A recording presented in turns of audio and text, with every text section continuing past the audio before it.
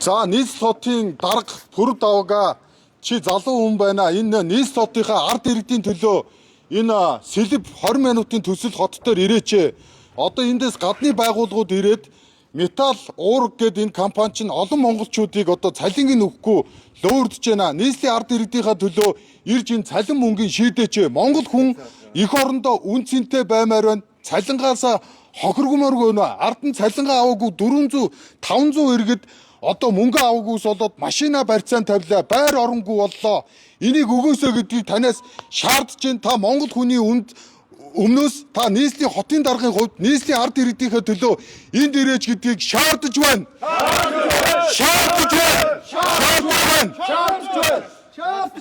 За тэгээд үдж байгаа бүх хүмүүс бидний энийг нийслэлийн хотын дарга Пүрэв давга төртөл шеэрлээд өгөөрөө. Энэ хүн маань үдчихэвэл ойр тойрных нь үдчихэвэл та бүхэн та энд одоо өөрийнхөө ажлын албаны хүмүүстэйгээ нийслэлийн хотын залуучуудынхаа өмнөөс ирвэл залуучууд бид нар уриалгын таныг хүлээж авнаа. Хүрээ!